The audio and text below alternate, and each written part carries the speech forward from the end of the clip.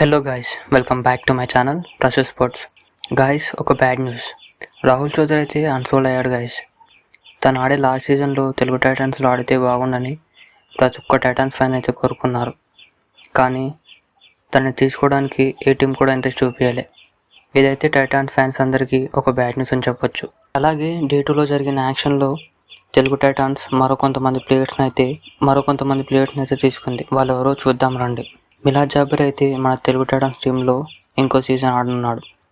తనకు వచ్చేసి base price 13 lakhs పెట్టి తనని తీసుకుంది Telugu Titans. Second player from ఇరానీ మహమ్మద్ మాలక్. తినైతే లెఫ్ట్ కార్నర్ డిఫెండర్. తనకు బేస్ ప్రైస్ 13 lakhs పెట్టి మన టీంలో అయితే చేర్చుకున్నాం. ఇండియన్ ప్లేయర్ నుంచి సుందర్. తినైతే డిఫెండర్. తనకు వచ్చేసి బేస్ ప్రైస్ 13 lakhs పెట్టి మన టీంలో యాడ్ చేశారు.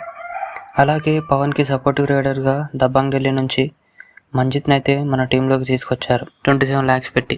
తినైతే పవన్కి ఫుల్ సపోర్టివ్ రైడర్గా ఉండనున్నాడు సీజన్ 11లో అయితే. అలాగే మరో ప్లేయర్ ఫ్రమ్ దబాంగ్ ఢిల్లీ మన టీంలో అయితే యాడ్ చేశారు.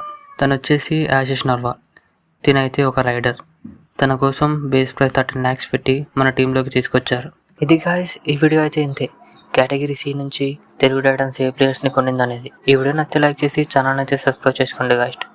నెక్స్ట్ వీడియోలో కేటగిరీ డి నుంచి తెలుగు టైటన్స్ ఏ ప్లేయర్స్ కొనిందనేది డీటెయిల్గా తెలుసుకుందాం.